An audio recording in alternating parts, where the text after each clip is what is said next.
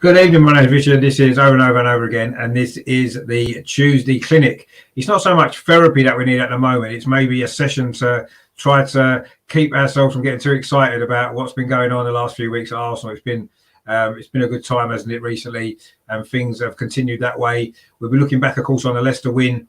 Great performance that was at the weekend. We've got two big games this week as well. Liverpool, of course, tomorrow night, and then Aston Villa away on Saturday. Two difficult games, but two games if we can win or get results from, it's going to really set us up for the rest of the season. We'll have a brief little chat about the sanctions for Chelsea, how that might affect things in the race for the top four, actually, because, you know, we're not too far away from them either in the league as things stand. And also as well, from our archive section tonight, we're going to look back at some memorable games that we've played at Villa Park, of course, ahead of this weekend's trip to one of the famous old stadiums in the English League. So all that, plus loads more stuff as well, coming up the other side of this.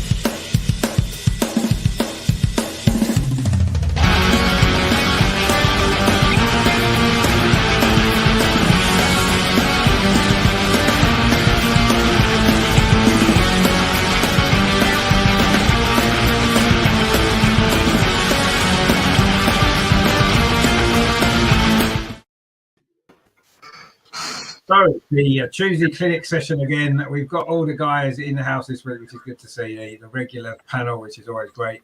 Melvin, welcome back. Obviously, you was away last week. You had to miss the show, which was a shame, but back again this week. Looking forward to it. I am looking forward to it because I was absent without leave last week, so I'm looking forward to it even more tonight. I really missed it actually, so yeah, I'm all up for it tonight, especially after the way we've been playing. Big smile on our faces, really. We have, yeah. I mean, it's been a good few weeks, definitely. And Adam, back again. You okay this week, Adam? Yeah, all good. Bit nasal, bit of a cold, but nothing that would stop me being on here tonight. And full of beans right now. Good stuff. We are indeed. We're all full of beans, actually, aren't we? And Dorsey as well. We're funny that we've all got a different colour Arsenal top on tonight, which is quite good. And Dorsey with the nice green one, which I quite like as well. You know, this week? Yeah, all good. Thank you, mate. Yeah. Enjoying the moment, I think, at the minute. Just try not to let anything pop my bubble. Just enjoying it. Yeah, no, you're right. I mean, it's been unusually upbeat, actually, last few weeks now. It's sort of seems to be building something really quite special, actually. So, obviously, we can only really start with one thing, I suppose, and that was looking back at the weekend. Another really good performance, another really good victory.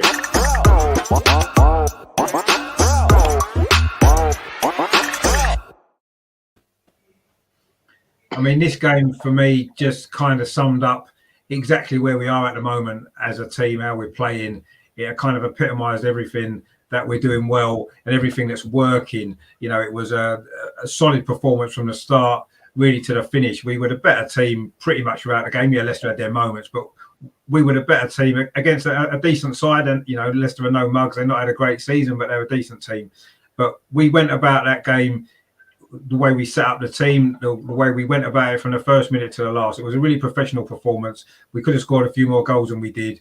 And in the end, it was a really impressive victory. I mean, Melvin, you must have enjoyed that. It was good to watch as well, wasn't it? The football we're playing at the moment is exceptional at times, isn't it? Yeah, I mean, I was sitting there the other night and the other day, and I was like, strangely enough, relaxed. It was a big game for us. Yeah. And yet I was relaxed. I'm not saying they didn't have a chance. They had three, what I would say, reasonable chances. The save from Ramsdale, a fabulous save. The one that Tierney cleared.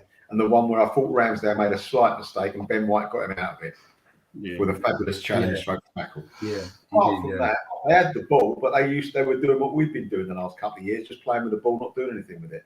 So, you could see the way we were moving back, quite happy going, you have it. When we're ready, we'll get it and we'll break.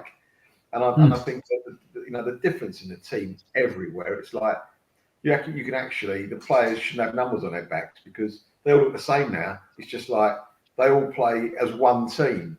They don't get the ball now, stop it and go, who to get it to. There's no hiding. You used to see certain Arsenal footballers hiding, didn't want the ball. Never got into a space and they made it worse for the person on the ball and made him look stupid. Now, every time someone gets the ball, there's two or three players going, give me the ball. And that's we're so more difficult to defend against now because, as I say, we're not static. We've got movement up front. We've got movement in the midfield. Even the backs are moving, and it's all as one unit. And I think there's no coincidence that when we're lucky enough to pick the same team every week, that brings bonuses. So I mean, some of the performances the other night. I mean, we're just to change it slightly. Let's talk about who's going to be captain and all that. Like, I'd say someone I've thought about it the last 24 hours, and you could have a couple. A year ago we couldn't have any. There was no one up for grabs. There's about 3 or 4 now. But my favourite now, I think, going forward, would be Ben White. I think he's getting stronger. He's got leadership qualities. He knows when to give it as well, which is you've got to have in a captain. I would personally have him. I'm not saying I wouldn't have anyone else, but if you had to ask me one of them, I'd have him. I think he's just grown into the position. He really has. And he's so calm as well, isn't he? He's so calm and collected all the time. Exactly. Yeah. And I think what is nice about the team, we're getting slightly harder. We're suddenly putting I thought we should have got more bookings the other day than we actually did, which I haven't said for a long time. Don't say that. You're just going to put a curse on it now. So I'm telling you, I'm sitting there watching. I think, wait a minute, that could have been one. That could have been. And that's what sometimes you've got to do that. Sometimes we can't be the nice boys, No. So I mean, on all aspects, it was good. Yes, we let them have the ball. I wasn't worried about that because they weren't really creating that much when they had the ball. Everyone seemed to know what they had to do. And like you said, we looked like we could get another 2 or 3 with a bit of luck, So, as I say, I mean, Saka as well, he's gotten so much stronger himself. And to pick someone else out who's got stronger, I don't know what he's been taking weights or something. His Partey is now more physical than I've ever seen him. Yeah. He used to, on a 50-50 ball, it was like just get his toe in. Now he gets everything in and he wins the 60-40 balls, which is lovely to see. Yeah. So, I mean, apart from his mesmerising movement of body, when I was in the seat going like this sometimes, watch it. Whereas he threw me a couple of dummies. But, I mean, it's great to see him because he has got it. We know that. And he's actually producing it, which is brilliant. But all round, you couldn't really have a go at any of the players, really. I thought they all did their job. And it was, as I say, great to see, entertaining and relaxing. What more do you want? Exactly. I mean, funny enough, I was thinking, especially as the game was wearing on to the second half. I mean, the last time we beat Leicester at the Emirates was that game that we spoke about last week, the Mesut Ozil game. For me, this one was the other MO. It was Martin Odegaard's game. He was unbelievably good, wasn't he? The way he just glided around that pitch. So classy, isn't he? And, I know he maybe took a little bit of time this season, as a few players did, to really settle in. He's slightly changed his position, hasn't he? Arteta slightly changed his position in the team a little bit, and suddenly he's just come alive. I mean, what a performance that was from him. It was almost flawless, and it did remind me a little. I know he maybe didn't quite have the same impact in the game as Mesut Ozil did in that previous Leicester game, but it was all about Martin Odegaard for me, that game. The way that he controlled everything went through him, didn't it? All our great movements from defence to attack all went through Odegaard. He was absolutely brilliant. And to think that it was in the game, he was playing against James Maddison, who back in the summer, Arsenal fans were like, we want James Maddison, we don't want Odegaard, and that argument was definitely put to bed on. Was it 70 million or something they were talking about? 70 million? Yeah, something like that. Yeah, I mean, I want to see Odegaard do that and have a striker up front. Then you'll see him as well. Yeah. No, you're right. Yeah, exactly. But that performance, and it's not just that one performance. I mean, he was outstanding on Sunday, but it's been a series now of consistently good performances from him. He's having more and more influence on the team. And that was the one thing that I felt earlier in the season. You could see his quality, but he wasn't influencing the games enough. Now he's starting to influence every single game, every single week now. And it's brilliant to see. I love watching him play. He is like a Rolls Royce in midfield, isn't he? The way he just glides around the pitch. He's got so much time on the ball. He's picking his passes. He's linking up brilliantly with Saka and Cedric, actually. Those three on that right-hand side are really linking up well. Him and Partey were doing some great little moves. Yeah, him and Partey, yeah. I mean, that midfield three, I mean, Adam, what are you making at? We've got Odegaard, Partey and Xhaka. They've slightly moved around a little bit positionally, and it's working brilliantly at the moment, isn't it? All three of them are almost, they're the key to, I think, the key three players are the key to how we've been playing the last few weeks with the slight tweak in the system. I think that the two main players that have been a catalyst for our recent form have been Partey and Odegaard, I mean, since Partey's come back from the AFCON, he's been a different player in my eyes. Like, I wasn't convinced about him at all, but whether something just clicked, whether it was just kind of going away and reassessing things. That obviously, I think he won our Player of the Month last month as well, but that's no shock. Like, the problem I had beforehand was, I think we were talking about 2 months ago, was that transition between defence and attack. But he's now taken that on, and him and, like you just mentioned, him and Odegaard, that transition now is so quick, and we're able to actually transition from defence to attack so much more quicker than we were doing at the beginning of the season, or so much quicker than we were doing maybe 8 games ago. Like this last sort of 5-6 games, both of them, I think, have been the catalyst around it. Once those two are on form, and when they're comfortable, you can see they're comfortable now. They're not worried. They're not stressed. And Partey especially, Partey used to panic on the ball, I thought. When he got on the ball, he used to panic. But now he's taking time. And like Melvin said, the movement that he kind of has as well it reminds me a little bit of Vieira's movement in midfield at sometimes. You know, the fact that he'll do those like real sharp kind of turns and, leave defenders and midfielders standing. I think he's been brilliant. But, I mean, I like you just said, Rich, I love Odegaard. I think Odegaard, for me, I loved him when he was on loan last season. I was, well happy that we got him in the summer. And I think that now he's kind of got a home rather than just being on loan. I think he's really settling in and, it's clear to see the players like him, because he's always involved and, celebrations happen. We're really celebrating as a team, but he's always at the forefront.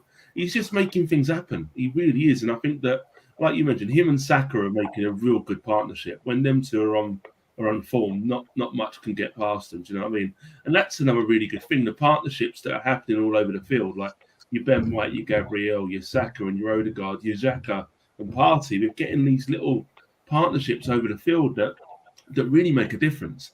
And it's happened because we haven't got a massive squad. We have relatively stayed injury-free, which has been quite fortunate, other than, Smith Rowe, Tomiyasu, etc. But the players who have come in have actually performed really, really well and are going to make it hard for them to come in. But, yeah, at the moment, like Melvin said, I was at the game on Sunday, and once the first goal went in, I just didn't think we were going to concede on Sunday. And I don't often say that. I often predict that we will concede, but I think I picked 2-0 last week, and I just didn't think we would concede on Sunday. I don't know what it was. I just didn't feel. And Leicester had those chances, but they never threatened in my eyes. They had chances. Everyone's going to have chances, but it wasn't a case of when they got the ball. They never really threatened. I didn't really think, it's going to be dangerous now. They had no real movement. Maddison, I thought, was pretty average. Even when he got the ball, he didn't look like he wanted the ball at all. He completely off. They had Tielemans on the bench. Whether that was something to do with Europe, I don't know. But they just seemed a team, lack of any kind of penetration, or, maybe that's because they've not got Vardy. But I was quite disappointed in Leicester. I thought that they might give us a bit more of a game. And I think we could have, if we would have had, 2 or 3 more chances and 2 or 3 more goals, it wouldn't have flattered us.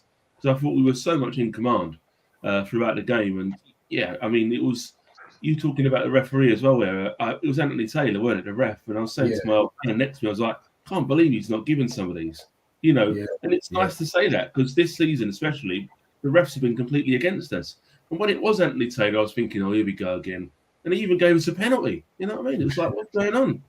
So, yeah, I mean, I'm just happy at the moment, and I just want to ride this wave as long as we can. Yeah, exactly. I mean, I think we all want to try and enjoy it where we can. We've got a couple of comments in. Loki there, evening chaps, how you doing? Thanks for tuning in. And Stephen as well. Hi, guys. Yeah, how you doing, mate? Thanks for watching. And we appreciate your support. I mean, obviously, Adam mentioned there, Dorsey, the penalty. Took him about 25 minutes to give the decision. I mean, it was. I thought it was quite a soft one, if I'm honest. It did hit his arm. He didn't move his arm towards the ball. It didn't stop the ball going in. It would have got cleared off the line anyway. I felt it was a bit harsh, but obviously we were delighted that we got it finally. A VAR decision went our way. I mean, what did you make of that penalty decision? It did hit his hand. I don't think there's any doubt that it did hit his hand, but did it really make any difference to the flight of the ball? Did it stop it going in? I didn't feel as though it did. He didn't gain an advantage by handballing it, did he, by stopping it going in? So I don't know. I thought the penalty was a bit harsh personally, but we took it. I was happy. Yeah, I mean, obviously was happy to see it given, but it was it was soft. It was soft, but I guess because isn't the handball rule changed? If it hits your hand, it's handball. It's as simple as that, is it not? Only if it results. Is it not only if it results in a goal though, directly, or because some handballs. Cross, Richard. If the ball gets crossed, it's not going in the goal. Still handball. Yeah, but they didn't give that Watford one, did they, against Southampton at the weekend? That was a mistake, I reckon. It wasn't anything else. So they gave a similar one. VAR checked it, didn't they? VAR checked it, didn't they? I don't know. I don't understand what a handball rule is, actually. I actually don't know what it is. I thought it was quite. I thought the rule now was quite black and white. If it hits your hand and your hand's not in a natural position, it was out. So it's all about the position of the hand now. Yeah. If his arm had been down by his side, and we probably wouldn't have got it. But the fact his arm was up here somewhere, that was probably why it was given. But like you say, I mean, it took them long enough. They obviously looked for any possible excuse to not give it to us, but it seemed like they struggled to find one. So yeah, I must say, I mean, that was given. I know Lacazette, I think, has been playing well recently, but given the fact his lack of goals is going to be damaging his confidence slightly. That was hell of a penalty to stick it in the top corner like that. So fair play to him. You could see how much it meant as well to him, and the way that the celebration kind of panned out, how happy the rest of the team were for him to get a goal as well. So it was it was nice to get one go our way, if you like. And that second goal really kind of just relaxed me. But like the other two have said, I just sat there and I just enjoyed the game. I was able to sit there and enjoy watching my team play a decent game of football. And like you say, against a decent side, I agree with Adam. I thought Leicester were poor. Actually, I thought they were pretty poor. So, but we played well. And some of the way we saw the game out towards, I think it was the last 10, 15 minutes. There was a couple of videos that were flying around on social media today. There was little passages of play, like passing passage, and it was just phenomenal. And it just shows you what, I think it was Melvin that said it, what it does being able to field the same 11 week in, week out. There is no, right, where's this ball going next? He knows as soon as he receives that ball, he knows exactly where it's going and who it's going to, where they're going to be. And it's just, you just got to enjoy it, haven't you? It's just really, really enjoyable football to watch, and almost Wenger-esque, isn't it? Some of the passing passages, you know, the way we move the ball is phenomenal. And I agree with, if we can get a proper ruthless lethal centre forward up front, I mean, Odegaard's gonna have a field day, isn't he? Up putting those passes through, because yeah, he was phenomenal again. I just want to touch on what Melvin said earlier about the captaincy, actually, because I was thinking about that over the weekend, and I must admit I hadn't thought about Ben White, but the fact that Melvin's mentioned it, because he's not loud, is he? He doesn't shout, but he's very calming on the ball. His composure is unreal. So it's a good shout. But like you said, it's nice that you can look at 3 or 4 different players and say, actually, you could do a job as captain. And actually, if Thomas Partey could be another one. If he carries on playing the way he is now, he could be a captain. But I've got a funny feeling I think Odegaard will get it. I think he'll get the armband. I think he seems to be the heartbeat of the team. He gets everyone going. He makes everything tick. So, but yeah, it's nice to have a few options of players that you think actually you would make a decent captain rather than just passing it around and giving it to whoever's next best and next in line, you know. So thoroughly enjoyed it. Looking forward to tomorrow. Not overly worried or concerned that we're going to get spanked, but we'll see. Just got to enjoy it whilst we can. And I think that's the key with it, isn't it? Because we've had a few tough seasons, haven't we? Let's be honest. It's been a difficult watch, isn't it? It's been a difficult watch at Arsenal for a while. So the fact that now suddenly everything's falling into place, and you know, some people have, like yourself, Dorsey, have had a lot more patience maybe than some others. Like I maybe wasn't. I was lacking patience with it a while ago. But you can see that patience that we've all had to have is starting to pay off now, because the system that obviously they've been working on, you can see the work they've been doing in training, you know, and how it's all coming together. It's not an accident. And, you know, you mentioned Arsene Wenger there, the sort of Wenger football, and you can see similarities there, definitely. But what I'm also noticing, and, you know, I'm not trying to compare us to either of these teams, but we've got certain aspects of the style of play of Manchester City and also some aspects of the way Liverpool play. And I'm not saying we're as good as them. We haven't quite got the players all through the team that they have, but you can see what we're trying to do. It's almost like a mixture in a way. It reminds me, little bits of our play remind me of our Man City play.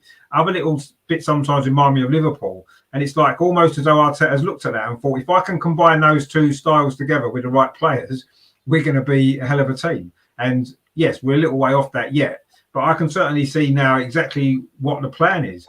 I'm a little bit concerned sometimes. It does sometimes seem a little bit coordinated too much, not very much off the cuff. It's very planned.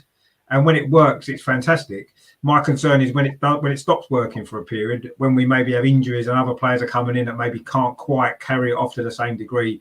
What's the alternative plan? What have we got in store for that when that happens? Because we've still got quite a lot of games to play. We've still got the risk of some injuries, and that kind of worries me a little bit. But I don't want to worry about that at the moment. Like you said, Dory, let's enjoy it while we can, because we don't know how long it will last. Let's hope it continues.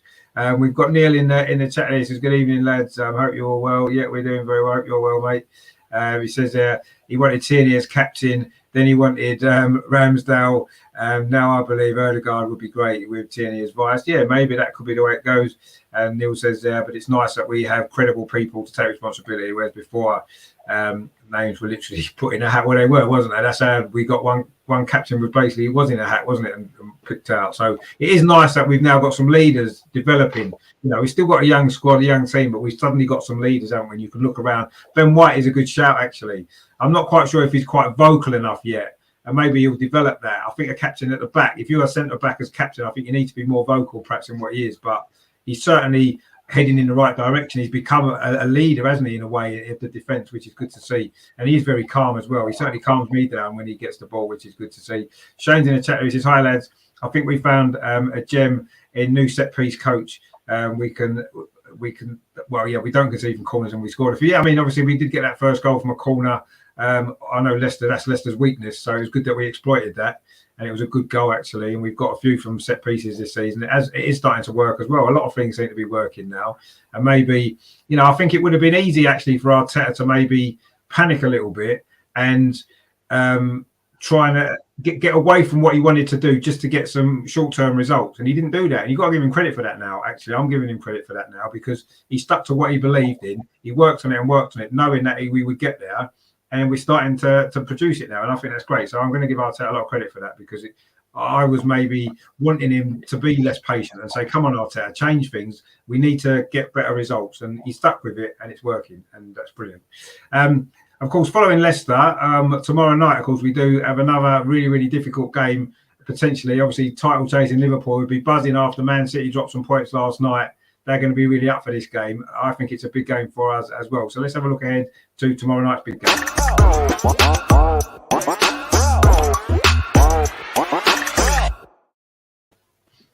Of course, it'll be the fourth time we've played Liverpool this season. We haven't scored in either of the previous three, so that's a little bit of a concern, slightly. In fact, we've found it difficult to score against Liverpool in recent years anyway. In last 2 or 3 seasons, we found it difficult to score against them. They're a very good team. And I'll say they're going to be buzzing, aren't they, after Man City's result last night. Patrick Vieira kind of doing them a favour with Crystal Palace getting that draw. So they are going to be up for this game. I mean, Melvin, what are you anticipating? Obviously, we know how good Liverpool are. We've had problems with them this season in various competitions. How do you see this playing out? I mean, it is... I wouldn't say it's a game that we can forget about the result because I would love to beat them, actually, and really show that we can compete with these top teams finally, because that's been our Achilles heel, hasn't it, over the last few years? We've not been able to play against these top teams. You've said because they drew last night, City, Liverpool are going to be more up for it. I disagree. Liverpool are always up for it. Don't make any difference at all. Yeah, they've got a real chance now, haven't they, to go a point behind them? They've got a real chance. They would have fancied their chances anyway, 3 points behind. So with us tomorrow night, it's obviously one of the biggest games of our season, one of the most difficult games historically as well over the last few years. We've just got to play our game. We've just got to actually show them respect, but don't show them too much respect because they're picking us off. We've got to be clever at the back and just allow us to play our normal game going through the middle. The only thing that might do us tomorrow, well, one of the things, is I think they're a bit cute on giving away fouls, Liverpool.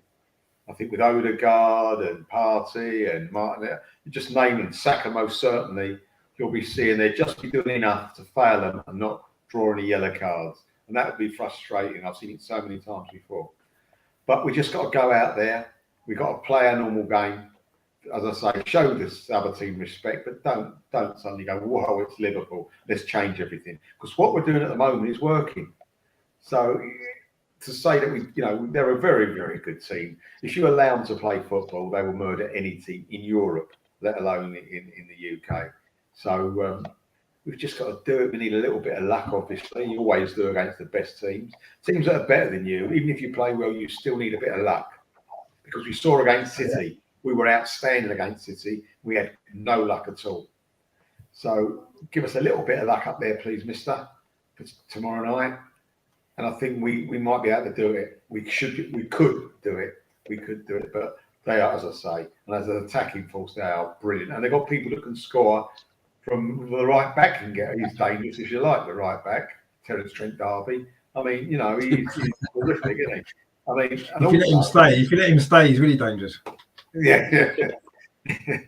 But you cannot make any mistakes against this team because they will just pick you off. Is it Salah's not playing tomorrow? Is that right? Is he injured or something? I've heard he is now. They reckon he might be now. He wasn't supposed to be, but they think he's fit now. But anyway, I'm not sure. We'll have to wait and see.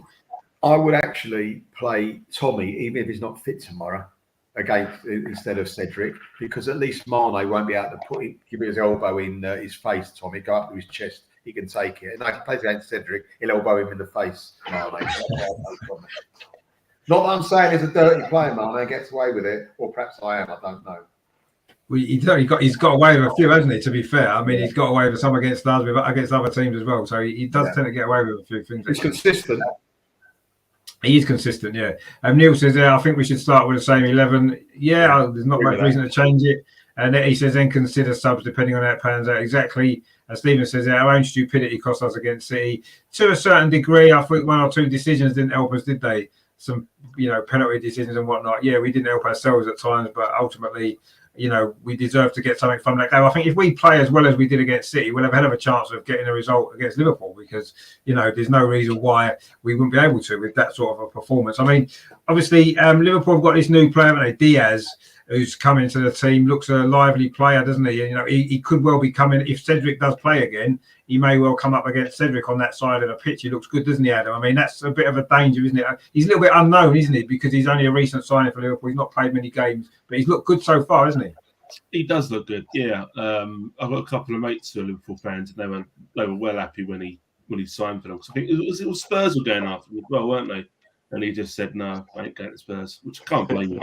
Can't blame him for that, can you? Can't blame him for that. But no, he looks good. But again, he goes over a bit easy, doesn't he? From what I've seen so far, so he's taken the book out of a couple more Liverpool players as it is. So I think he's kind of like a clone of what they've already got, but he's good. You know what I mean? He is good. I can't argue with that. But yeah, I'd be wary of someone like him that he does go down a little bit easy, like Salah. Let's be honest. But he's got pace. He's got trickery. He's already shown he's got an eye for goal. They know how to pick him, don't they? Klopp knows what he's looking for now, doesn't he? I mean, Liverpool went through a stage of buying loads of awful players, but since Klopp's been there, he doesn't really make that error anymore, does he? When he's signing players, they do a lot of research behind it, and they know what they're getting. I mean, other than that, for tomorrow night, I'm quite at the moment, quite calm about it. Tomorrow night, I'm not really feeling that anxious. I mean, I know we briefly spoke about it before we went live about saying it's a free hit. I hate that. I hate people suggesting, it's a free hit for Arsenal. It really kind of winds me up. It's like, well, it's a little bit disrespectful. Yes, we've got the games in hand, but why would you take it as a free hit and put extra pressure on you? We need to go out and try and win the game. You know what I mean? I think the most important thing is not to lose the game. Don't get it wrong. And if we did get a draw, I'd be quite happy. Obviously, it depends on how we get the draw. I'm saying now I'd be happy, but obviously we went out and stuffed them and we still got a draw, then I'd be pissed off. Yeah, exactly. Before the game, draw it on paper would be good. But, I think the most important thing is we don't lose because we don't want to lose that momentum. We've got such a good momentum going at the moment. We're playing so well that it's important that we keep that going because there's still a long way to go in the season. There's still a hell of a long way to go in the season. A lot can happen. So it's important that we take each game by game and try and win every game. And yeah, Liverpool are going to go for the win. They have to. Liverpool's still got to go to City in their way, and that's going to be probably the crunch game. So they're going to try and win every single game. So they're going to put out the strongest team possible. I just hope it's a really good game. I hope that both teams actually play their football, go for it. Liverpool, one of these teams that we had no luck against at all in the past few seasons. No. The cup game at Anfield was good, but for a real kind of different reason. It was a completely different reason why it was good. The fact that we dug in, we got that result, we defended well. And we might have to do the same tomorrow night. We might have to really dig deep, and have a bit of an attrition about us. But as it stands at the moment, if we can go out and play our own game, I'm pretty confident that we'll do well. And I'm pretty confident we won't get turned over. And we'll see. I don't want to kind of get into predictions just yet, but I'm calm at the moment. I'm sure that will change when I wake up in the morning. I'm sure the anxiety will kick in then, but at the moment, I'm pretty calm about it. No, I am as well, actually. I'm really calm, and I think that's partly to do with how well we're playing. It makes you feel confident going into every game now because we're consistently putting these performances in. And also as well, I do feel as though, I don't ever look on any Arsenal game as a free hit because we're Arsenal and we should try to win every single match in every single competition that we play in. But it's kind of this, I feel there's slightly less pressure on us tomorrow than Liverpool. Liverpool, it's such an important game for them in terms of the title race. They can't, if we were to beat Liverpool tomorrow, that's almost giving City the title, isn't it? I know there's still a lot of games to play, but that would give them a massive advantage. And Liverpool know that, and it's all the pressure's on them to win that game. And yes, we need to win as well for our own different reasons. But I feel we can be a little bit calmer going into that game. All of us, the players, the fans, everybody can be a little bit calmer tomorrow. Maybe Liverpool are going to be a lot more tense, and we need to take advantage of that. And if we do, we relax and play as we did against Man City. As I said, we've got a hell of a chance of getting the result that would be fantastic. I mean, Dorsey, what are you kind of anticipating ahead of this game? Because it is such a big game for both clubs for sort of different reasons. And I think there's more pressure on Liverpool, actually, isn't there, going into this game than there is on us?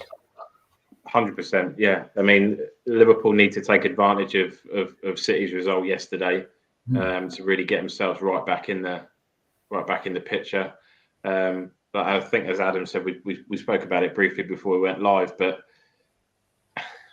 I think it's one of those games that you've just got to, yes, we want to go out there, we want to compete, we want to win it, of course we do. But I guess what I don't want to happen is if we do get beat, is that we don't, as fans, undo all the hard work that the team's done and overreact on it, because it's, we've built up such a momentum and we're in such a good moment that to lose against arguably the best side in the league, it is what it is. We're not quite there yet. Yes, we're in a really good run of form, but the fact of the matter is, and I don't know whether anybody saw Arteta's press conference or any clips of it earlier, but I watched it and I liked what he said about, they asked him about Arsenal must be considered one of the top teams in the country. And he said, no, there's still teams above us. There's teams that are better than us. We haven't done anything yet. We've won a few games. We're in a good spot, but it is what it is. So yes, for me tomorrow is more about the performance than the result, to a certain degree. If we can really go out there and really compete, and if we do that, I agree with Adam. I think if we go out there and play the way we've been playing in the last 3 or 4 weeks, we could absolutely get a result. And I probably, if someone offered me a draw now, I probably would take it, and you'd probably move on to the next game against Villa. But yeah, I think I'm going to take tomorrow with a bit of pinch of salt. Hope we put in a good performance, and if we do, we've got a good chance of getting a result. But if we do get beat, because it is such a big game for Liverpool, and they are such a good side, it isn't the end of the world. You just got to dust yourself off and move on. We've still got other opportunities where we can get those points back. And really kind of stake that claim for fourth. But yeah, the only thing that's really worrying me is how everybody's going to react if we do get beat, because it's that, what the fans are like, and it only takes all this time to build up to be in a good place and have a good atmosphere. It only takes one result to undo it all. So yeah, I'm confident going into the game. I'm quite relaxed about it. And just, yeah, we just hope we can do what we've been doing in the last. I think Arteta is clever enough to get it through to him and just say, look, it is just another game. Just keep doing what you've been doing in the last 3 or 4 weeks. It's no different. You're playing the same. You're playing the same game. You know, it's 11 against 11, and we do our jobs. I think what I like, and I meant to mention this in the last section, but what I like about watching the team right now is nobody is doing 2 jobs. When was the last time you could watch an Arsenal 11 and somebody wasn't covering someone else at some point and trying to do 2 jobs? It's so nice being able to watch a team.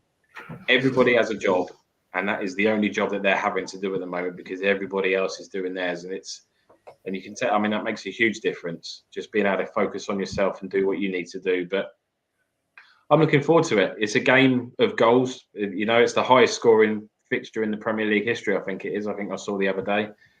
So we're bound to get some goals, aren't we? It's not going to be a 0-0, let's face it. So jinxed it now. Well, yeah. I'll take 0-0. If someone offered me a 0-0 now, I'll bite your hand off. So I think there'll be some goals, and that for me is the only concern, is that they're certainly a lot more ruthless up top. They got a lot more goals in that team, probably than what we have. So we're gonna have to be pretty good at the back. But yeah, looking forward to it. Bring it on and let's see where we're at. Exactly. That's exactly what it's about, isn't it? Neil says, we need an Arteta assist tomorrow. He's got one already this season, so he's doing pretty well. And Neil says, I just hope Mane does not get away with his dirty tricks tomorrow and the ref punishes him if he does. Yeah, we've mentioned that before. I'm not sure. Does anyone know who the ref is, actually? I'm not sure, actually. I've had a chance to look. Klopp, I think his name is. Yeah, probably will be. Yeah, Klopp will probably be the ref. They had a fallout, didn't they? Klopp and Arteta the last time they played as well on the touchline. Yeah, in the league they did. Yeah, I don't think they really like each other too much. But anyway, we'll see.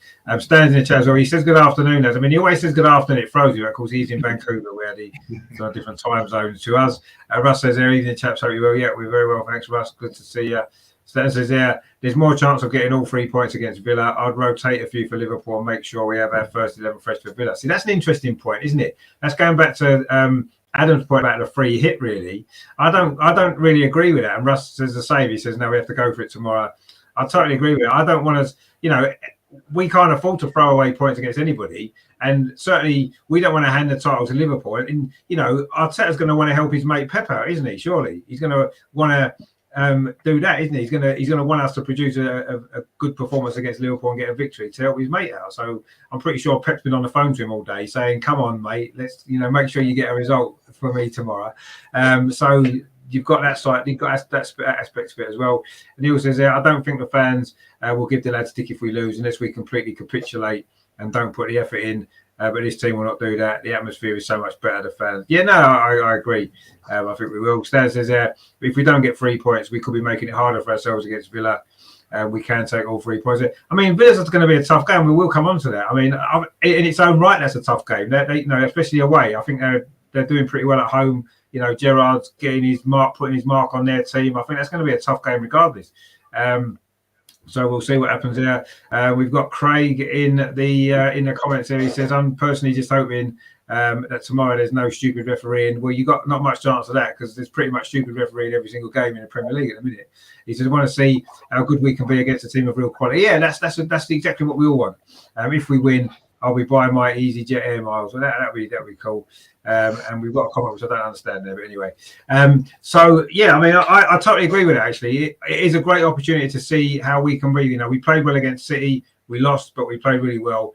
If we can play really well against Liverpool as well, I think that really shows that we can finally compete with these teams, which we haven't been able to do for a long time. I mean, yes, over the season we haven't been able to compete with them yet, but at least we're moving in the right direction.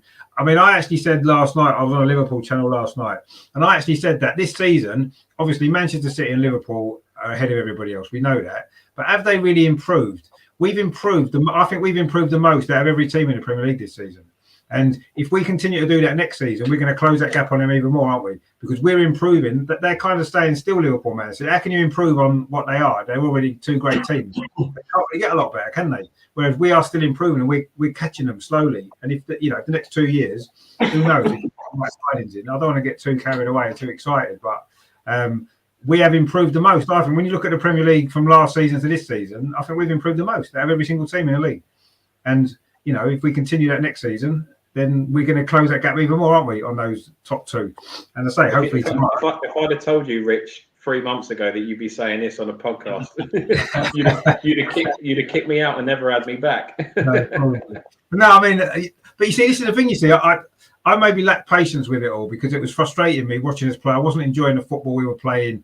We wasn't getting enough decent results. We were sort of down in the league. I didn't want us to be, and it was frustrating. And I was getting frustrated with it all. And ultimately, I was wrong, and I'm glad I'm wrong because I wanted to be wrong to begin with. When I doubted Arteta, I wanted to be wrong about him. I didn't think I would be, and he's proving me wrong, and that's great, and I'm happy about that because all I want to see is Arsenal doing well, and we are doing well now, and I'm going to enjoy it. And I don't care if people say I don't deserve to enjoy it because I didn't support Arteta from the start, but most people didn't. Let's be honest. When we were finishing 8th 2 seasons in a row, when we were 15th in the league last Christmas. Nobody really believed that Arteta was the right man. No matter what people say now, we were right to doubt him. I doubted him more than some others, and I felt at that time I was right to do it. And now I'm going to hold my hands up and say, I got it wrong. He's proving me wrong, and I'm enjoying it. And I'm glad he's proving me wrong. I hope he continues to keep proving me wrong forever.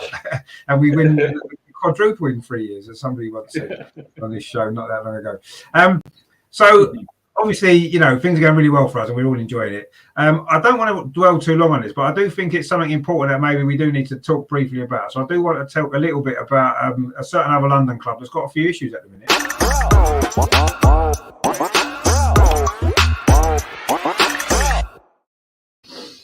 I mean, it seems to be getting worse for them, doesn't it? They're having to hitchhike to Middlesbrough for the FA Cup game because they can't use their bus, they can't fly, they've got to basically drive themselves. And of course, the price of fuel's so high now that they may not even be able to afford to go.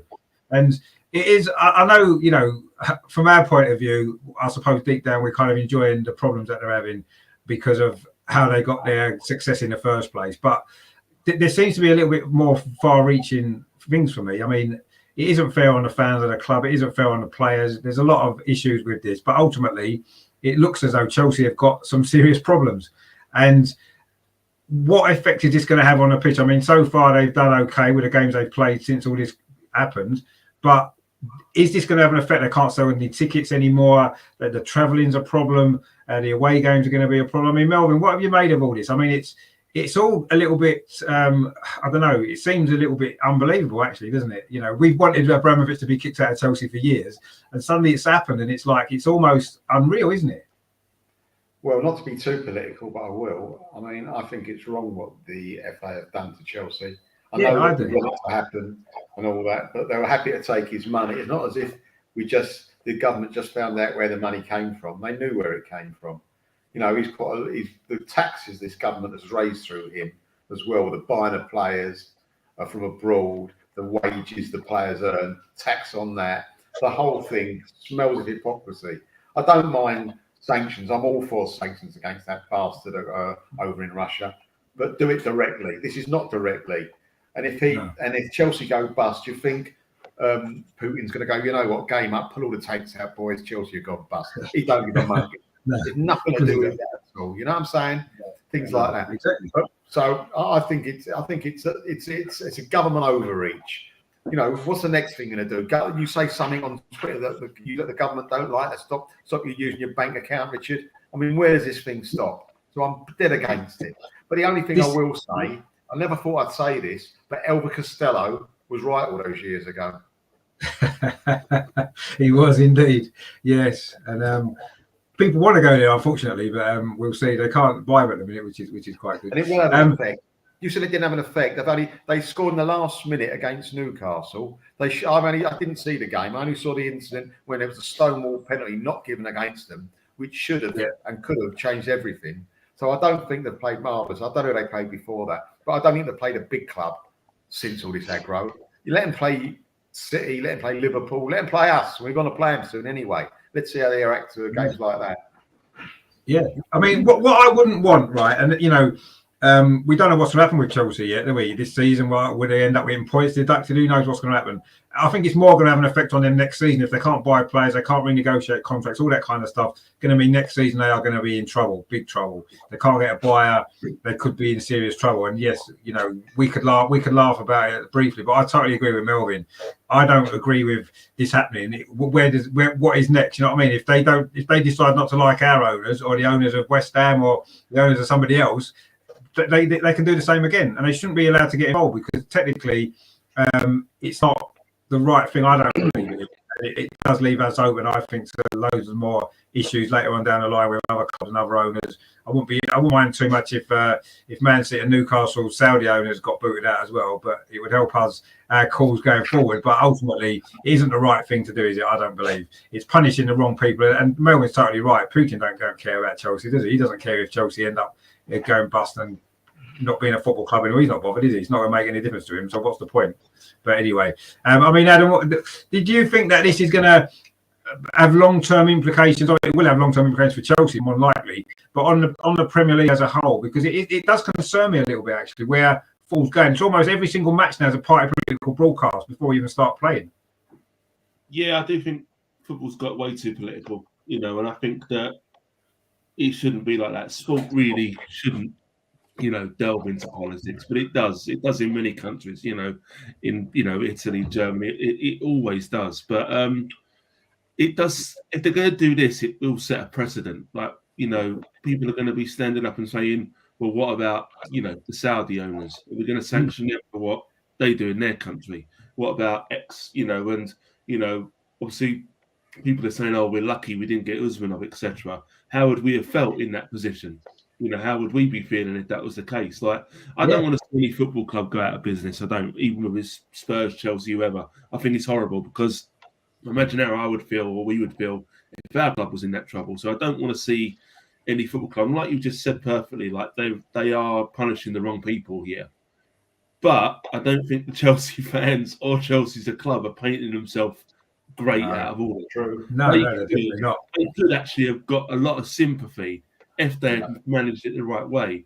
But for the fans to be chanting his name at matches quite passionately, knowing full well that he is a main backer of Putin and has been, and not hidden the fact. You know, he's been, I don't know if anyone saw the Panorama thing last night as well, but, you know, even before that, it was quite widely known that he was like the Putin's main backer when he was getting in power and has been ever since. And he's got his things in a lot of pies. So how they can actually go ahead and chant his name after what he's doing, that's not looking well. And that stupid statement today requesting the game to be beyond. I know, that was the most ridiculous thing. When I saw that come up, I was like, was it sporting integrity? How can they say that? Like, I literally had to check whether it was April 1st or not. Like, literally, April 1st already. And like, Middlesbrough are brilliant, to be fair. Middlesbrough, I mean, I've never felt fondly for Middlesbrough, but I do now. I thought that was just brilliant how they come back. Like, basically, like, up yours, Chelsea.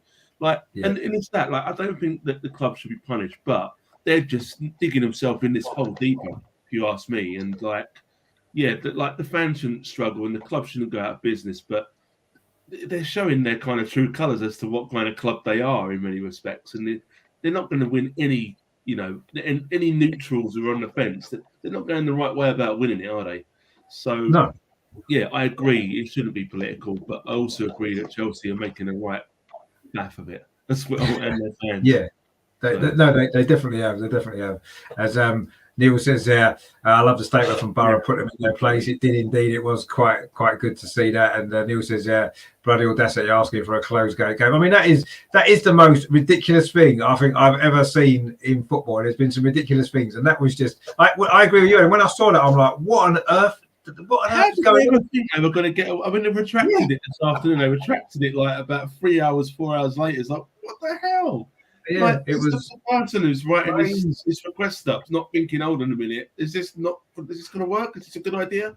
Like, Middlesbrough sold all their tickets. Oh, sorry, you can't come to the game now because we can't sell tickets, so you're not allowed to. It's like, hang on a minute, that's not quite how football works, is it?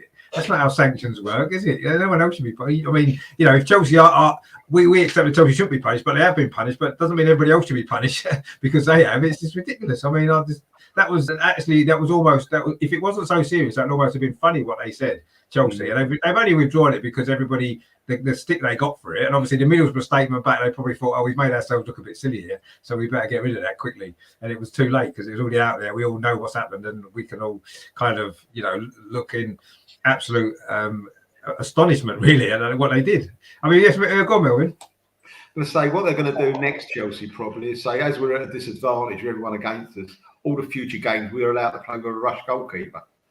As long as it's not a Russian goalkeeper, they'll be all right. Oh, that's true, yeah. Because they wouldn't get away with that, would they? I mean, Dorsey, I mean, I know, we can maybe laugh about Chelsea a little bit because we've suffered, because of the success they've had over the time that Abramovich has been there. But, I mean, it is a serious issue, and it is a very difficult position, isn't it? Because it is a president, as we've said. The football has now set this president with, if we don't like what the owners are doing, we can do this.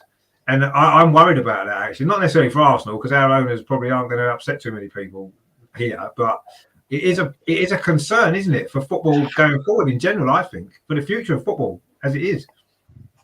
I agree with what Adam said. 19 years he's been at the club, and never once have they questioned or done anything about whether. No. And I think that for me is the biggest thing that I think actually, that's not right. You've known a lot of this, and you've heard the rumours of a lot of this for a very, very long time. So I guess the first question is, why have you not looked into it more previously to look to see if there's any sanctions that need to be made historically? But it's I've got to be honest. I mean, the football fans of any single club are the face of a club. So generally, you have an affection. Some people like Liverpool because of "You'll never walk alone." There's little quips with every club that you either like or you dislike, and I think I'm enjoying every single second of this. And the only reason I say that is not there are good Chelsea fans out there, and I feel for them, but for fans that have followed their club for 40, 50, 60 years, way before any of this, they're the people that I feel sorry for. But Chelsea fans, they've got a history of racism throughout the club. It's been deeply rooted in their club for a long, long, long time. I'm enjoying every second of it, and quite frankly, I couldn't really care less really what happens, if I'm being completely honest. I probably wouldn't say that if it was any other club, probably not even Tottenham. But the fact that the way Chelsea and what Adam was saying was absolutely spot on. They're making it look so much worse than what it needs to be, and that they're not going to win any fans. Because let's face it, if you asked, regardless of what club you support, if you asked anybody in the league what team they hate the most, I reckon probably 7 or 8 of them out of every 10 would probably say Chelsea. And there's a reason for that. So for me, I don't particularly care. I'm enjoying it. Let them see him squirm a little bit, and what happens. But yeah, the only people I feel sorry for are the fans that are older than 20 years ago, the ones that have been following their team through the rougher times as well. But I'm not overly arsed. I'm focused on Arsenal, and that's it. I mean, I don't think any of us are going to shed any tears for Chelsea, are we? Let's be honest. No. Stan says, we've almost come full circle since Ken Bates sold Chelsea for £1 back in the day. Yeah, it looks like we're going back to that, really, when the ground was up for sale and all kinds of stuff went on in the 80s, didn't it, with Chelsea? And, I suppose it has come a full circle in a way, maybe. Stephen says Chelsea fans over the years have been proper horrible. Seas, indeed, they have. And that's why, as Dorsey rightly says, I don't think too many people feel sorry for Chelsea as a whole. That is Chelsea, because of what their fans have been like, what they've stood for. And I kind of agree with that. I mean, I must admit, when even before Chelsea became successful back in the 80s and stuff like that, I've always had a kind of a real deep hatred of the club, actually. Just everything about them I've never liked, even when I was a kid. And the fact that they've got all this success in recent years on the back of dirty money, if you like, has kind of made that even worse, because they've gone from being a team that we didn't have to think about because they weren't competing with us, to now a team that's overtaken us and gone on to have all this success, and it's made it even worse for me. So yeah, I certainly don't. I won't be shedding any tears if their demise happens and they end up in in the Southern League or somewhere. I certainly wouldn't really mind too much about that. Russ says, big own goal by Chelsea. That obviously the statement it was, absolutely ridiculous. And as we've said, they're not going to get too much sympathy from many people for that. And Neil says, totally agreed. I think we all pretty much agree with that sentiment. It's just the reasons behind how it's happened, I think, is where the issues could be later on down the line. But anyway, we'll see how that plays out for them over the next few months. And next season could be interesting, couldn't it? If they're out of the top 4 running, it's going to leave even bigger opportunity for us, isn't it? And other teams. I guess the thing is, if the war had never become an issue, it would just be business as usual, wouldn't it? Nothing would have changed at Chelsea. And they wouldn't care. Exactly. The FA wouldn't have cared where Chelsea got. Like we said, they haven't cared for 19 years, have they? They suddenly care now because it's a big topic. And they want to make a statement and a point. That's all it is about. It's about them scoring points for how virtuous they are. And I don't agree with that at all. But ultimately, it's Chelsea that's suffering. So I can kind of put up with it because it is Chelsea that's suffering. I suppose we'll take the fact that it's wrong because it's them. If it was other, like you said, if it was other clubs, maybe we wouldn't quite feel like that. If it was other clubs, I'd feel a lot. As Stephen says, even the players come across as nobbers. Yeah, some of them do. They've had a few of them over the years, haven't they? Not mentioning any names, but John Terry certainly springs to mind when you think about some Chelsea players.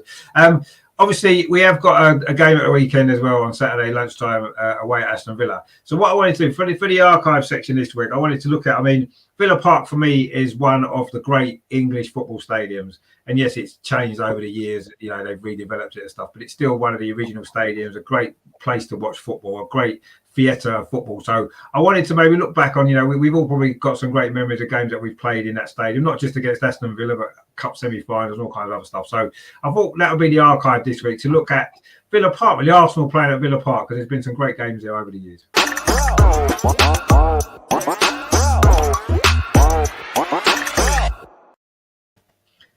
Of course, one of the most famous ones there in that picture there, Tony Woodcock, that year when he scored 5 goals against Aston Villa at Villa Park. Of course, a great game that was. But there's been so many. Melvin, you must remember Ted Drake's 7 goals that he scored there in 1935. You must remember that one pretty well, mustn't you? I remember, and also he hit the post with his 8th shot. He did, yeah, that's right.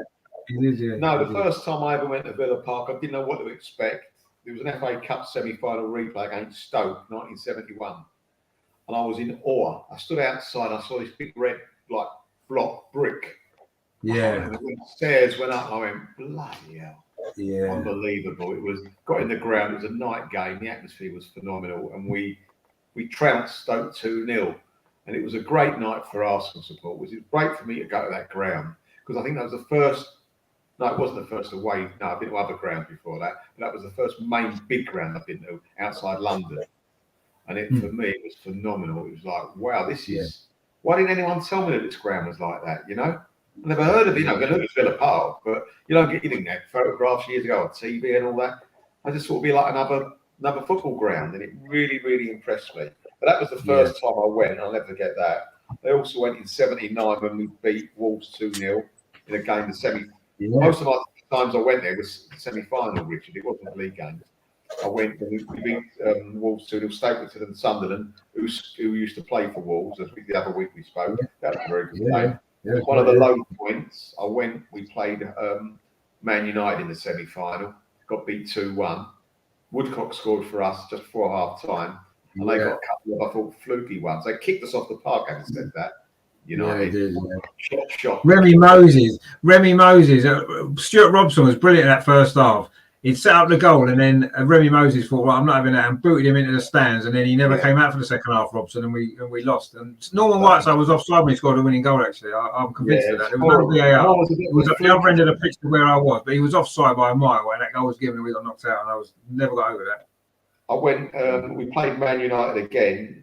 We drew 0-0 in 1999. That was the first. I think that's the second one. I think was when we got beat 2-1. I didn't go to that one. I went to the first one 0-0. And that was not a great game. Not a great game at all. I sat behind the goal then, I remember that. Again, a shocking game. And I think Wenger made a mistake. We spoke about it before the game and after the game.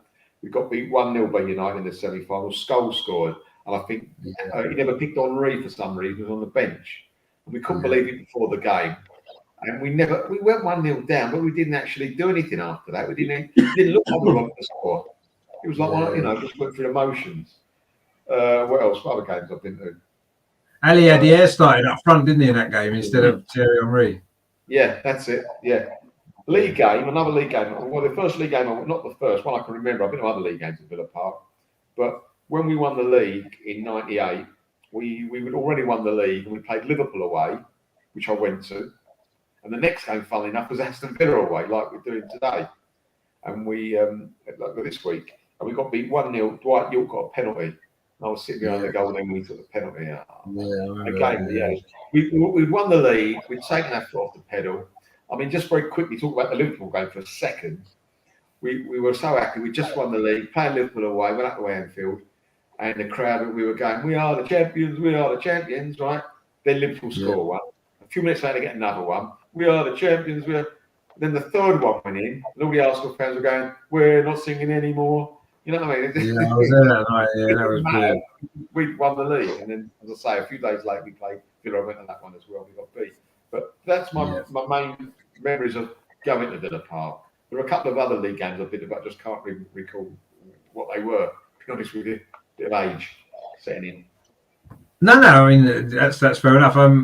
Neil mentions if only Bergkamp had converted that penalty. I mean, to be honest with you, that replay. I know we lost that game 2-1. Bergkamp. That is probably, I think, the greatest game of football I've ever seen live inside the stadium. It was just a fantastic game. It had everything in it, and the only thing it didn't have was an Arsenal win at the end. And obviously had that famous Giggs goal as well. But that was just a fantastic game of football between the two greatest teams at the time. Obviously, Man U did the treble that year.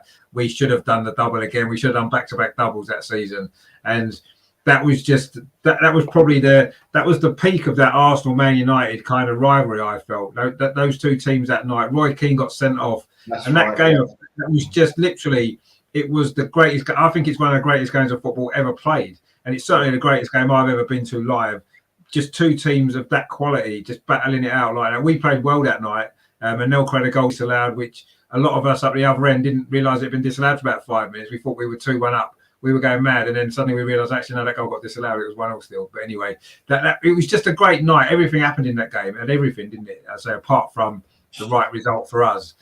We should have stopped Man United doing a treble. But anyway, we didn't, and that's history. And yeah, it was a shame that Bergkamp couldn't score that penalty. And Loki says he went to Villa Park in '88 at 4-0. Rocky scored. I mean, it was 3-0, wasn't it? When Rocky scored that chip, it was 3-0. We won that game. That was a good performance. Oh, excuse me. I went at that game. It was 3-0. That's right. Perry Groves got the third. Perry Groves got the third. Perry Groves got the third. Perry Groves. I went at that one. Yeah. Who got the other one? Was it Smith? Smith got the first goal. Rocky got the second goal, and then Perry Groves in the second half. Yeah. Oh yeah, I went to that one and all.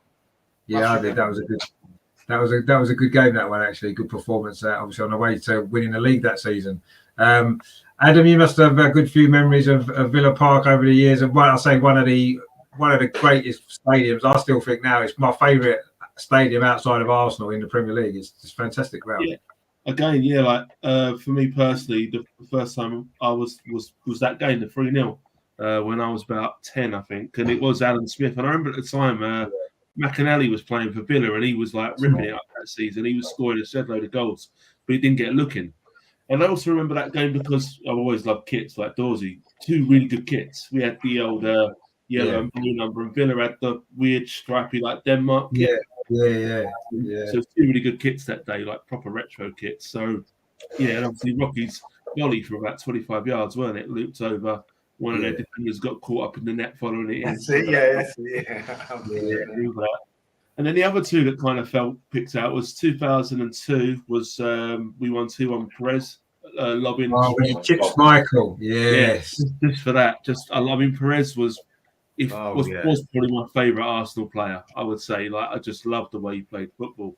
And that chip over Schmeichel, who I've never liked, obviously, for various reasons around the year, was just so sweet. We wore that gold kit that I was actually looking forward today to dig up tonight. We wore that nice little gold Sega number. That was nice. Chip over Schmeichel. Yeah, that's quality. And then I remember 8 years after that, 2010, when Perez was playing for them. Actually, was playing for Villa. We won 4-2, and I remember it for the quality of goals in the game. Like, I think Nasri had scored a volley from a corner. which was just that was when Nasri was like doing well for us. I think Arshavin got one. I think Shamak got one, which was from a Rosicky pass, and Wilshere done a diving header right at the end. I remember that one. He was on his knees, wasn't he? Yeah, that's that was right. That was his first Premier League goal for Arsenal. That was that goal. Yeah, I think that's why it sticks to my memory. It was his first goal for us, and he was still I think 17, 18 at the time. But those are the three that really kind of stuck out for me. But I've always, I don't know, Villa Park's got that aura about it, hasn't it? It just has. I've always been quite envious of them as fans for having that place, and it'd be a shame if they ever left it. Do you know what I mean? They probably do need to leave, maybe to grow as a club. But it would be a shame. It's a proper traditional old stadium, and that whole end is pretty impressive. Yeah, no, it's always been my favourite Premier League ground out of all of them. And that game you just mentioned, that 4-2, Kieran Clark actually scored both Villa goals that day. Newcastle, so that was quite unusual. He didn't score many goals. He got 2 in that game against us. Loki said went to Villa when we drew with Liverpool in the League Cup replay. Someone threw a Big Mac at Dalglish. I think when it went to Villa Park, we actually lost that replay, didn't we? I think we lost 2-1 in the end. Merson put us ahead, and we were going mad. But then I think Liverpool actually won. That was the second replay. So that's the one I'm thinking of when Merson scored for us. But that was a good game, actually. That was a good night, apart from losing again, of course. Neil says, that was an incredible game. That semi-final, the Bergkamp one, when he missed. There'll never be a better rivalry. No, I don't think there ever will. And Neil says he loved Perry Groves. I think we all love Perry Groves, really, didn't we? Brilliant. He's still loving that, actually. He's talked some good stuff on the radio. Loki says it was 3-0. It was 3-0, yeah. Dorsey, we've seen a couple of a lot of the good ones. Is there any others that you can recall from Villa Park? It doesn't have to be against Aston Villa, particularly. Yeah, only two. Most of the ones that I did pick out have been mentioned, but there was a game in '95 where we went there and John Hartson got a couple, Ian Wright got a couple, 4-0. 4-0, yeah. 1995, I remembered that one.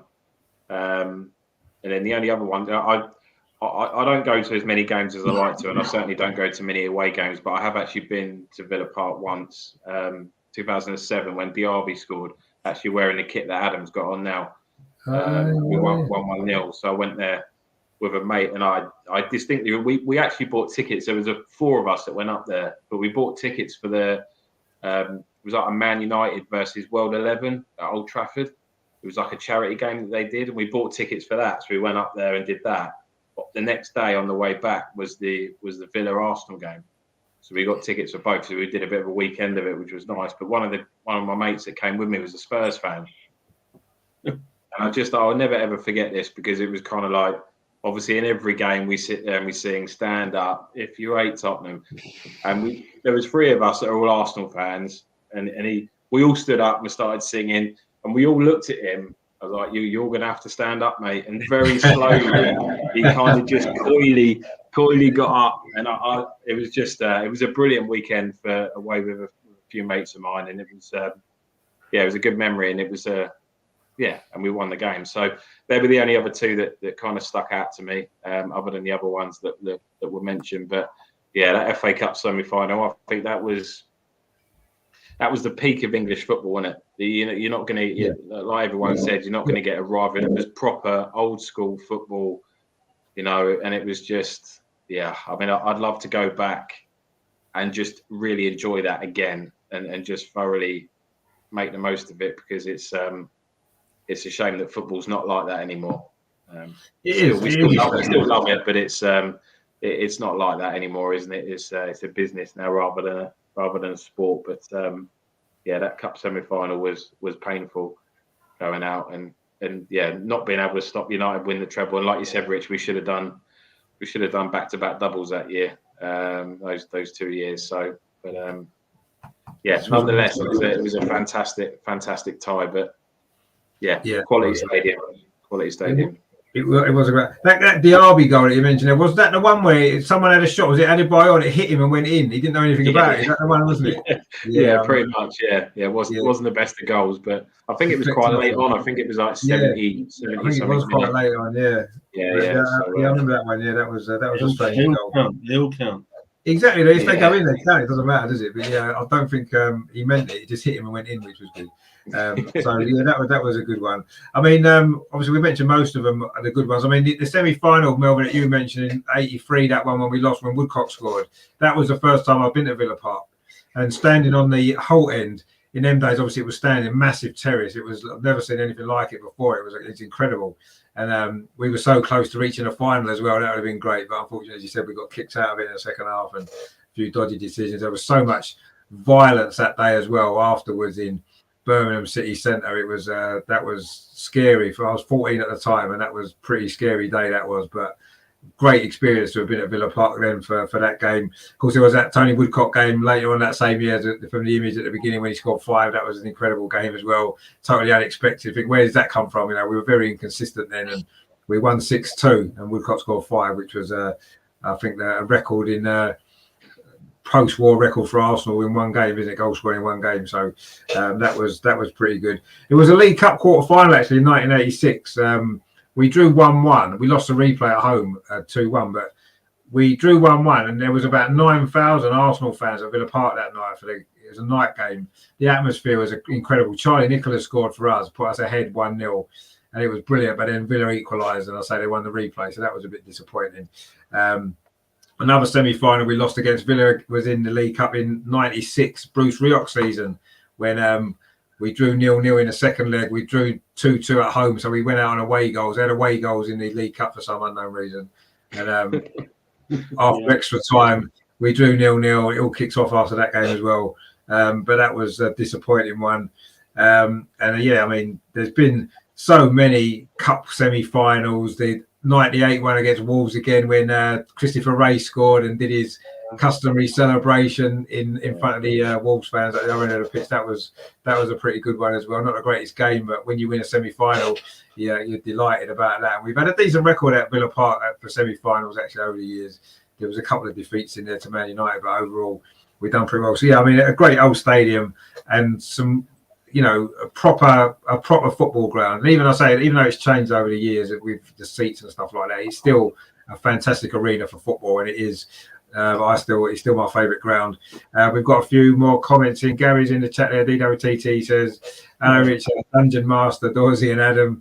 And he says, hello, chatroom as well. United are losing, football gods are happy. Yeah, but you say that, right? And unfortunately, United are playing in a competition that I'm not interested in because we're not in it, so I don't care. So you go. It doesn't exist. It won't exist. That competition won't exist until next season, or any of those European competitions. Until we're back in them again. So this season they don't exist. I'm not interested in what I will say is I used to love the FA Cup days when the semis were at different stadiums and not Wembley. Wembley should just be that's where the final is, and that's it. Of course it should. No, you're absolutely right. It spoils it having a semi-finals at Wembley, because you win your quarter-final and you've got a day at Wembley. And it's like, no, you win your semi-final to get to Wembley. You don't win your quarter-final because you might be at home. The semi-final, when I was at Villa Park, when I was at Old Trafford, Hillsborough, you know, even Highbury used to have some semi-finals. And that's the best way. That's how it should always be. It should be a neutral stadium, and it should be, you know, a Premier League ground, you know, one of the Premier League grounds that's in between the two teams that are playing, and that's how it should be. And yeah, Wembley should not be used for anything other than finals, England games. That's all you should use Wembley for. You know, so that's a Tottenham will never ever get to play there, will they? Which is a shame. Not unless they knock their new stadium down again and build a new one. Well, yeah. Neil says, speaking of all goals count, want to see Ramsdale score one day. That'd be unreal. Well, I mean, his kick sometimes sort of go quite a long way. So maybe a bit of wind, you never know. Or if he goes up for a last-minute corner when we lose him, maybe he might get one day. But anyway, we'll see what happens. But yeah, I mean, some great memories of Villa Park, great stadium, and a great place to watch football. And hopefully on Saturday lunchtime, we will enjoy another decent game at Villa Park. First time actually that we've played Villa away with fans in for quite a while now, actually. Because since they got promoted back to the Premier League, with the 2 seasons, there hasn't been fans, has there? So it's going to be a good experience. So we'll look forward to that game now before we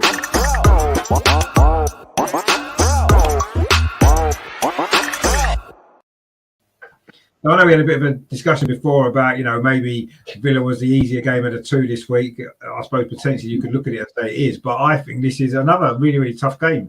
I think Villa at home are a good team. They've had some good results at home this season. They've beaten some good teams. They've played well.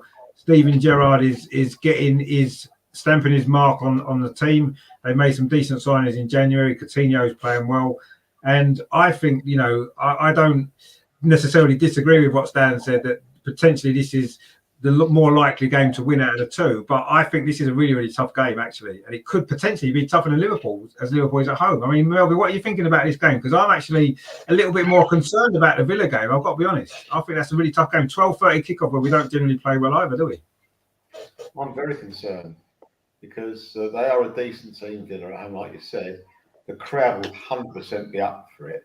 And it's all right having the crowd up for it and you ain't got a good team, but the crowd will be up for it and they're a decent team.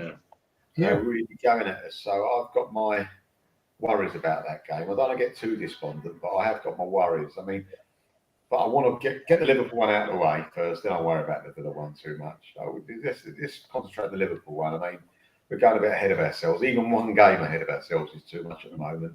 We just got to basically do what we've got to do tomorrow night, come away, hopefully with a draw or a win, and then worry about the Villa game. Because if you think about them both, it's worrying. It could all. I mean, let's face it. It wasn't that long ago. We got beat by the worst team in the division at the moment, Everton. And they weren't better than us at the night. They kicked us off the park, and they deserved to beat us. We were shocking. We didn't turn up, and I don't want that to happen ever again this season. Never want that to happen, and I don't want another bloody Everton. There's a few teams who've got beaten that they beat us because they wanted it more than us. Hopefully we've turned the corner there now. I think we might have done, but that's my worry. What I will just say very quickly about the season, if we don't hit the top four, we'll all be very disappointed, and rightly so, because it's where we are now to where we think we're going to be. After 12 games this season, if you'd have said we'd in the top four, people have gone, don't be stupid. Start watching cricket. You'll have more of an idea, right? But now we are where we are. We will be disappointed, and rightly so. But what I will say is, if we can continue to the end of the season to play the same way with the same intensity, and for whatever reason we don't get the top four, whether it's out of our hands, something just happens, I still think there's been an enormous sea change in the club and the team. And I'll be still very, very happy. Yes, I won't be delighted, but I won't be delighted, but I'll be happy. I can see a silver lining. It's a bit like we used to, like a season or two ago, we were playing crap. I think we were 10th in the league. We actually got it up to 6th. And really, it was a false 6th. I know they say your position never lies, but it didn't feel like we were the 6th best team in the league. We were actual rubbish, right? We were actually poor. And this is going to be the reverse. I think we're playing some good football. We are playing good football. We're playing with a bit of style, and we're playing with intensity, and we're playing as a team. Those are all those tick, tick, tick, tick, tick. If the last tick, which is probably the biggest tick, we don't get the results for whatever reason, it's not the end of the world. So we mustn't get too worried about it all, because we're on an upward momentum. And if the timing's just slightly out, so be it. As long as we keep going as we are, we don't get the results, I'll be content but not delighted. So I won't be upset, put it that way. I mean, I do think that's a fair point, actually. And, whatever happens between now and the end of the season, I think it's been plainly obvious that there's been a lot of progression throughout this season. I think we've improved the most out of all the teams in the Premier League.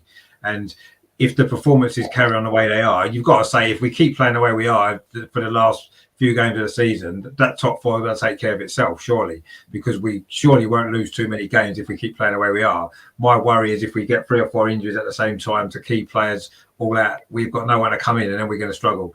And that's a bit of a worry. But let's not sort of worry too much about it. It hasn't happened yet. We'll just keep playing well. We've got everybody fit, and I hope we can get the results. But I mean, yeah, ultimately, there's been progress this season, quite clearly. And yes, I think we'll all be disappointed if we don't get top 4 now in the position that we're in. It's in our hands, massively in our hands. We don't even have to win all our games. We can afford to lose a couple of games and still get it. So it would be massively frustrating if we don't do it. But I agree. I think we need to try to look at the season as a whole and see where we've come from and where we end up in terms of how the season's gone, the performances and the way that certain players have grown as the season's gone on, improved, got better and everything. So yeah, I would be massively disappointed and frustrated, but we'll see what happens. I'm pretty confident that we can finish the job, but You know, there's a lot of games to go, and this one on Saturday. I mean, I know you said take one game at a time, Melvin. I think the players and the managers and all the coaches need to, but we've only got one show a week, so we can't really do that because we won't get another chance to talk about the Villa game. So we have to do it now because it's before Liverpool, and it's unfortunately that's the way it is. But no, you're right. We do need to take one game at a time, but ultimately we've got 2 games to talk about. So, Adam, what you sort of? I think this will be a really difficult game, and Melvin's right. It is going to be tough, and it could be the tougher of the 2 games in a strange way. I know that might seem strange to say when Liverpool, going for the title, but Villa away is just a difficult game for us in recent years. We've struggled there last couple of years, so we've lost the last 2 seasons without even scoring. But there is fans in it this time, which may make a difference. I mean, what are you kind of thinking about that game? The early kickoff, I don't like either. Yeah, out of the 2 games, this is the one I'm probably more nervous about. Yeah, if I'm honest with you, because. I know we spoke about it earlier, but there's very little pressure on us tomorrow night, whereas there will be more pressure on us on Saturday.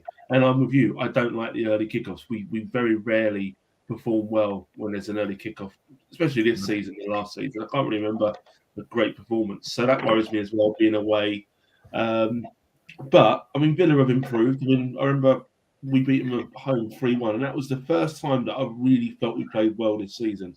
Like with 1 game before that, but that was the first game this season where I thought we really played well. But Villa were very poor as well. Let's not overlook it. Villa were very, very poor. And it weren't long after that when Dean Smith got sacked, was it? But I think that they had that initial bump when Gerrard come in, and now they've kind of been, as you would expect, Villa, losing a couple, winning a couple, drawing. They're kind of probably where they deserve to be, that kind of mid-table. I mean, on their day, they can perform very well. If Coutinho turns up, we know what he can do. He's played well since he's been there, but again, maybe not consistently. Up front, I quite like Ollie Watkins. I quite like the way he plays. He's a good striker. Maybe doesn't get enough goals, but I think he's good. They've definitely got some dangerous players in there, so it is going to be a worry. The fans, like Melvin said, are going to be bang up for it. Any kind of decently good-sized club coming to Villa Park is always going to be under the cosh. They're not going to sit back. They're going to attack us. But I also think that could play into our hands. I think we generally do play better against teams who do come at us. And Villa would come at us. I think Gerrard seemed to set his teams up quite attackingly. The players he's bought, the formations he plays, and that's the only thing I'm thinking that could really play in our hands, because if they attack us, it's going to create spaces. And the way we are playing at the moment, with the quick transitions and the speed and the wings, I do think we could get chances. And it's all about putting the chances away. It's all one thing getting them, but it's whether you can put them away or not. So a lot will depend on how it does go tomorrow night. If we can pull off a result, it will take a little more pressure off us from Saturday. But if we do lose tomorrow night, the pressure will be on us. So it's hard, like Melvin said, to look beyond the next game, because a lot will depend on how tomorrow goes, to how the mood is, above all, going into Saturday. If we play really well tomorrow night and get a result, I think we could, play very well against Villa on Saturday, regardless of the time, because we'll have that momentum going. But like we mentioned earlier, the problem is if we do hit a brick wall, will that adjust the momentum? So it's going to be really interesting, no matter what. I think we're in for two really interesting games. So and I'm hopeful. No. I mean, I agree, and I do think that the Liverpool performance is going to have a massive impact on the game against Aston Villa. There is no doubt about that, because football is about momentum. We've got it at the moment, and if that gets broken tomorrow night, then it may be hard to get it back so quickly for the game on Saturday. We'll have to see, but yeah, that may well play a part in that. I mean, Dorsey, it is going to be a tough game against Villa, isn't it? They have improved under Steven Gerrard. I think they have. They are a threat at home. They've scored a few goals. They've had some good wins actually at Villa Park through the season. So I think it's going to be a tough game. But what are you kind of anticipating for it? I know the Liverpool game's will play a part, as we said, but I think it's going to be a difficult game regardless. Yeah, really tough game. I actually really like the look of Gerrard as a manager. I think there seems to be a bit of a flurry of all these kind of really young managers that have come out. You've got Lampard, obviously Arteta as well. But I think Gerrard, people will kind of laugh off what he did in Scotland because it is Scotland. But I mean, that's some feat to overcome Celtic, to do it in the way that he did it in such a short space of time. And I think Steven Gerrard has always been my favourite non-Arsenal Premier League player. I've loved everything about him, the way he's played and the way he leads a team. I think he's a fantastic example for a lot of young players. And the one thing that he has done with that Villa side is he's not going to take anything less than 100%, is he, from any of the players. So it is going to be a really tough game. I agree with Adam. I think they've got over that initial new manager bump, if you like, and they're kind of leveling out now. And like you say, results are a little bit mixed, but they are a good side. I really like the look of that Jacob Ramsey in midfield. I think he looks a really good player. And let's not forget, I mean, they've only just signed Callum Chambers, so yeah, he does. He's gonna have a pretty good idea, I would imagine, of how we're going to set up, what we're going to try and do. So you never know how much of an impact that's going to have. There's always going to be the Martinez, Ramsdale comparisons as well, and all the fun and games that we have with Martinez since he left. So always makes it a bit more interesting. But yeah, obviously we've got the 2 games this week, but I think it hugely depends on tomorrow's performance more than the result. I think if we play well, then I think we can get over it quite quickly, regardless of the result tomorrow, and perform well against Villa. But if it's one of those performances against Liverpool, which seem to be more few and further between, but they are still there, that we kind of capitulate, if you like. If that does happen, then obviously it's going to be a really, really tough day against Villa. But yeah, I mean, if someone offered me 4 points over the next 2 games now, I would. Where do you sign? Where do you sign? You take that and you move on. And even 3 is not the worst. Even if we lose 1 and we win 1, that's not the worst result in the world. If we get beat tomorrow, but we beat Villa, or vice versa, I think you can move on from that and carry on your momentum. But yeah, looking forward to tomorrow first and foremost, and then I'll worry about Villa to a certain degree. But yeah, it's not going to be an easy game by any stretch. It'll be a really, really tough game. And like you say, I don't like the early kickoffs either. They're not generally very good for us, are they? No, and I don't think generally that even when Arsenal aren't playing the early kickoff, it doesn't tend to be a great game, does it? Usually, it's quite flat. The atmosphere is flat. The game seems quite flat. I don't know why they kick off at that time. Really stupid, but anyway.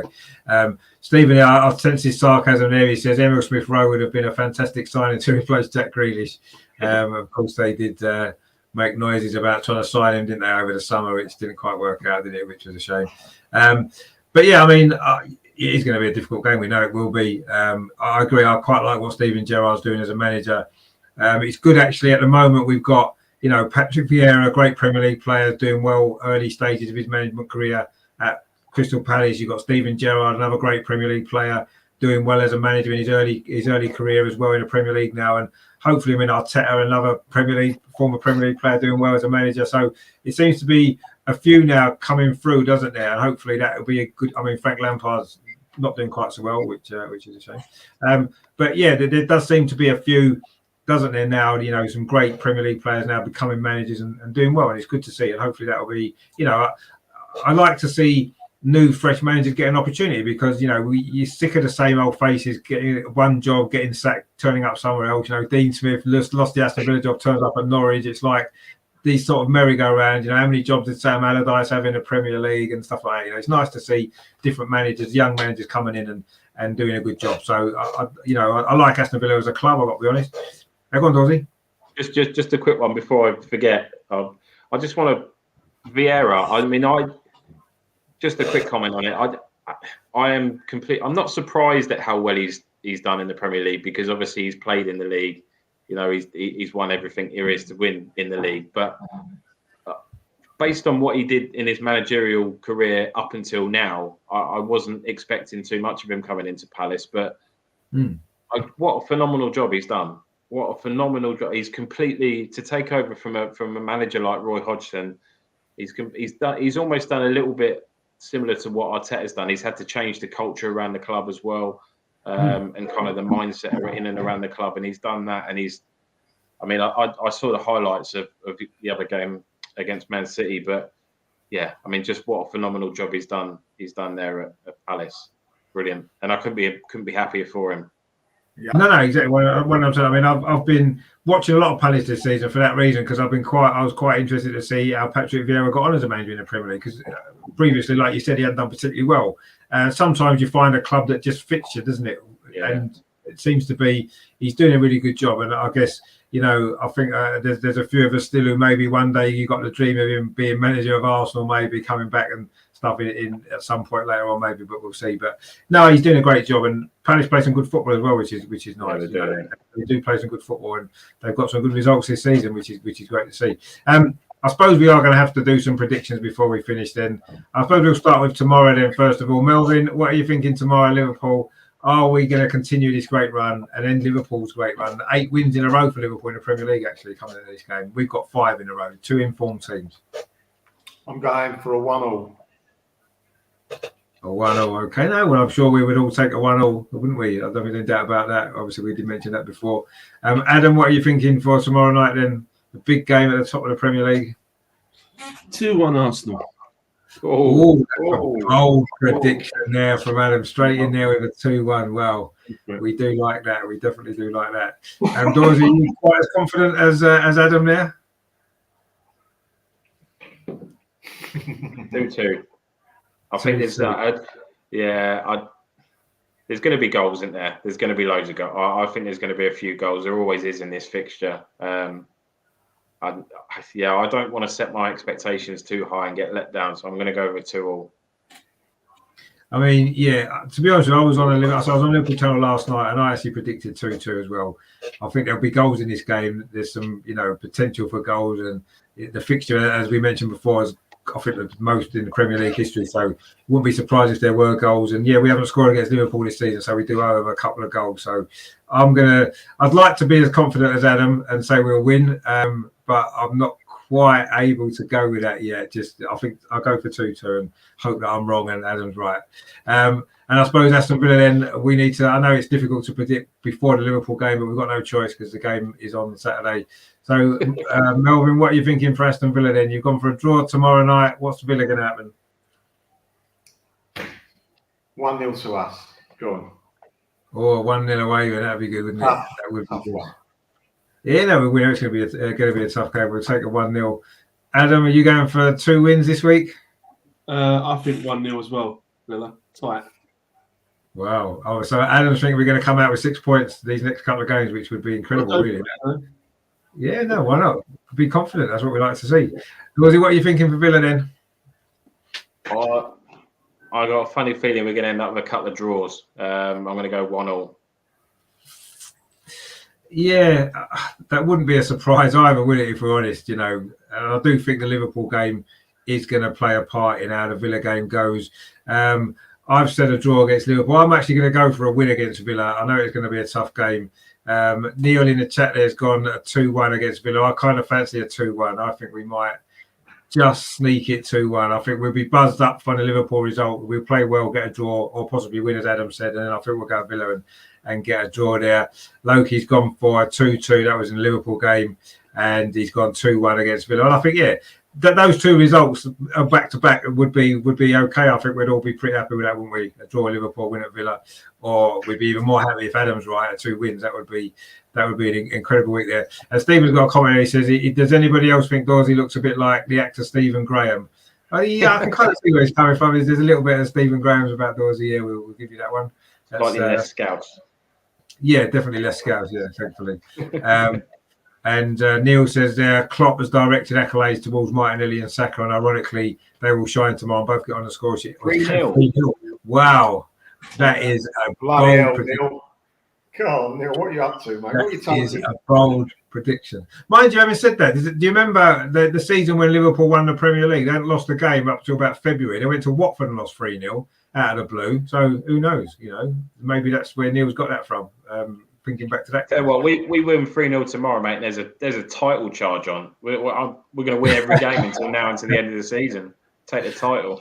Well, I think even if we won every game, we might fall a bit short. But anyway, I mean, a 3-0 would be absolutely incredible, wouldn't it? Wow, what a result that would be. But And Neil says there, my pessimist self. Yeah, well, that's a very pessimistic scoreline there, actually. Yeah, a 3-0 win at home to Liverpool. But anyway, I think we'd all take a draw. We'd all take a scrappy 1-0 win, I'm sure. But we'll see. I'm sure it's going to be a good game tomorrow. And I think that's the main thing. And hopefully we can produce a good performance. And ultimately, that's the most important thing, isn't it? If we can play well against a very good team again, as we did against City, then I think even if we did lose the game again, I think we'd probably not be too upset about it, would we, if it went like that? But let's hope we can keep our run going, because I think momentum's important now. So if we lose it now and it costs our next 3 or 4 games, that could be massive, and that could really cost us. So we need to hopefully that doesn't happen. But anyway, we shall see. It's going to be a big week, an important week, exciting week actually.